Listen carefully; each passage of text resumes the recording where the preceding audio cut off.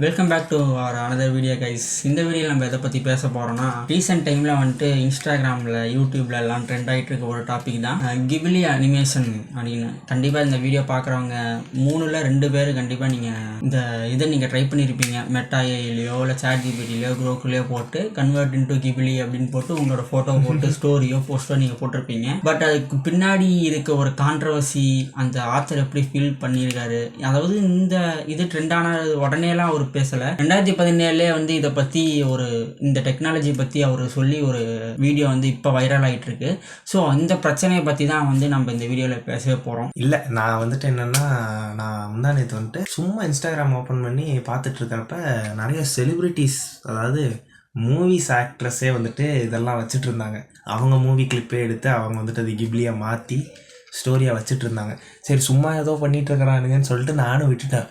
அதை விட்டுட்டு பார்த்தா இன்றைக்கி காலையில் நேற்றுலாம் வந்துட்டு யார் ஸ்டோரி ஓப்பன் பண்ணாலும் சரி, இது போஸ்ட்டை பார்த்தாலும் சரி, நார்மல் பிக்கு, அடுத்ததில் வந்துட்டு கிப்லியோட அனிமேஷன் அது இருந்துச்சு. என்னடா இது ரொம்ப ஃபேமஸாக போயிட்டுருக்குது அப்படின்னு சொல்லிட்டு போய் பார்த்தோம்னா வந்துட்டு நிறையா பெரிய பெரிய படங்கள் வச்சிருக்கிற ஸ்டூடியோஸ் தான் வந்துட்டு இந்த டைப் ஆஃப் அனிமேஷனை வந்துட்டு பண்ணிட்டு இருந்திருக்காங்க. அவங்க தான் கிப்லி ஸ்டூடியோஸ். அப்படி இது போய் பார்க்குறப்ப தான் வந்துட்டு நிறையா படங்கள் நான் பார்த்தேன்.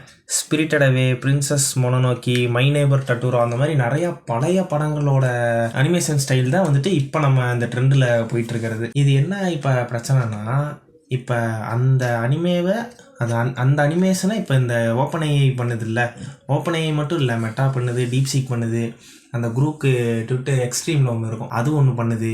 என்னடா இது அப்படின்னு சொல்லிட்டு பார்த்துட்டே இருக்கிறப்ப அந்த ஆள், அதாவது இதோட ஓனர் இருப்பார்ல, ஒரு பேர் என்ன, மியாசாக்கி, அவர் வந்துட்டு இதுக்கு காப்பி ரைட்டும் கொடுக்க முடியலன்னா அவர் எப்படி இருக்காருன்னா, இந்த மாதிரி இவன் சொன்ன மாதிரி 2017 வந்துட்டு அவர் ஸ்டூடெண்ட் ஒன்று, அவரோட ஸ்டூடியோவில் இருக்கிற ஒரு ஸ்டூடெண்ட் வந்துட்டு இந்த மாதிரி ஏஐயில் ஜென்ரேட் செய்யப்பட்ட ஒரு ஃபோட்டோவையோ வீடியோவையோ அவருக்கு போட்டு காமிச்சப்ப அவர் ரொம்ப டென்ஷன் ஆகி, இது என்னதுப்பா இது அப்படின்னு கேட்டுட்டு, வாழ்கிறதுக்கே வந்துட்டு ஒரு கேவலமான நிலையில் இருக்கோம், நீ வேணா பாரு, இப்போ வந்துட்டு உலகம் வந்துட்டு ஆர்ட்டோட அழிவு நிலைக்கு போயிடுச்சு, மனுஷனுங்க வந்துட்டு அவங்கக்கிட்ட இருக்க கான்ஃபிடன்ஸ் லெவலை இழந்து எல்லாம் மிஷின் பின்னாடி ஓட போகிறாங்க, அவங்களால உட்காந்து வரைய முடியலன்னா அப்புறம் ஏன் அந்த மாதிரிலாம் பேசியிருக்காரு அவர். அப்புறம் ஒரு ஸ்டேஜுக்கு மேலே அந்த வீடியோ முடிவுலலாம் வந்துட்டு, நீங்கள் என்னமோ பண்ணிட்டு போங்க, என்னை இதில் இழுக்காதீங்க அப்படின்னு சொல்லிட்டு போயிருக்காரு.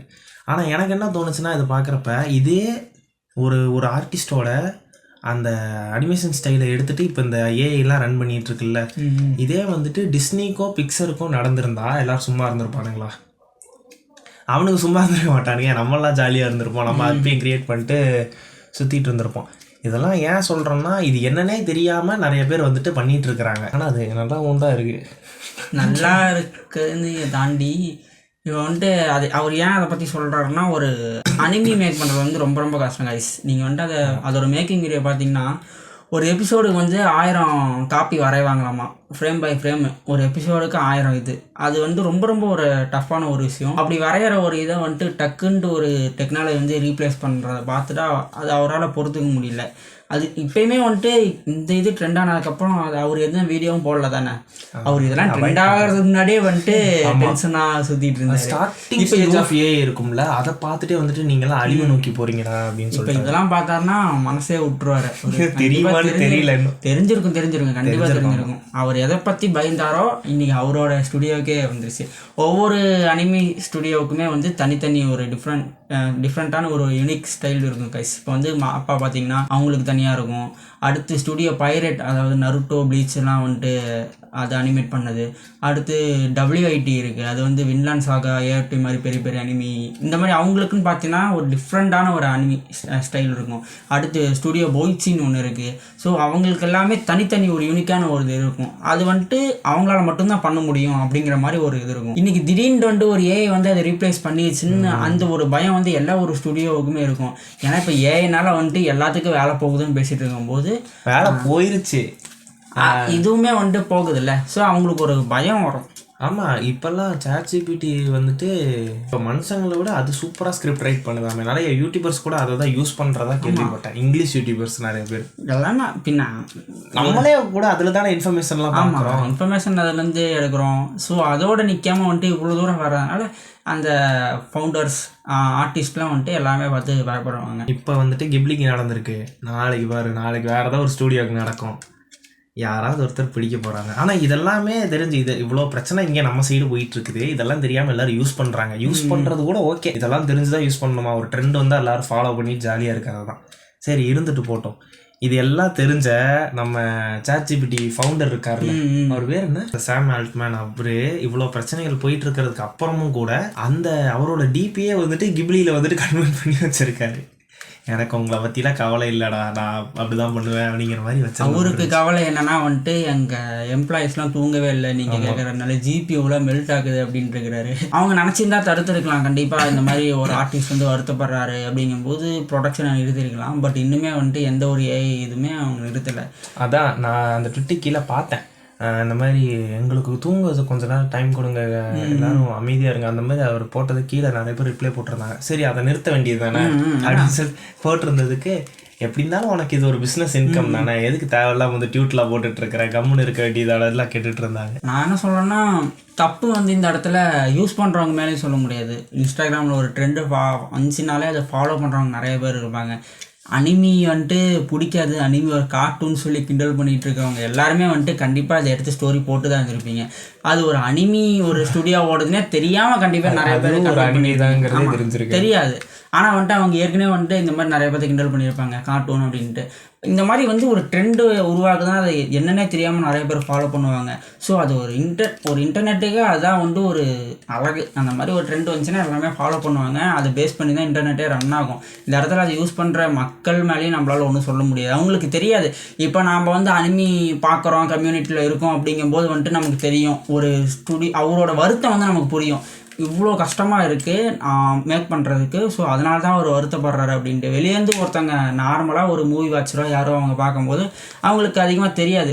என்னடா அவருக்கு எதுக்குற கோவம் வருது, அவரோட இது ஃபேமஸ் தானே ஆகுது அப்படின்னு.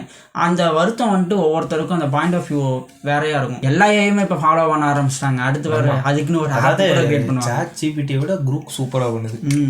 தெரிஞ்சோ தெரியாமலே யூஸ் பண்ணிட்டு இருந்தீங்கன்னா பிரச்சனை இல்லை.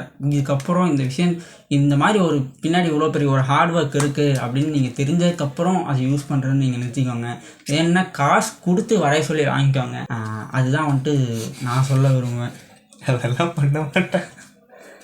அப்போனா அமைதியாக தான் இருக்கணும். அதாவது ஒன்று வேணால் இந்த பண்ணுறதை நிறுத்துறது அதெல்லாம் தாண்டி இதுக்கு பின்னாடி எவ்வளோ ஒர்க் இருக்குன்னாச்சும் தெரிஞ்சுக்கிட்டா நல்லாயிருக்கும். சும்மா நம்ம எடுத்து யூஸ் பண்ண மாதிரி இல்லாமல் இவ்வளோ இருக்கா இதுக்கு பின்னாடியும் பெரிய இதெல்லாம் இருக்குது. நாங்கள் சாம்பிள்ஸ்லாம் போடுறோம், அதெல்லாம் பாருங்கள். அதையெல்லாம் தாண்டி தான் அப்படி ஒன்று கிரியேட் ஆகிருக்கு. அவர் வந்துட்டு அவ்வளோ உழைச்சி ஒரு ஃப்ரேமாக உட்காந்து வரைவாராமா.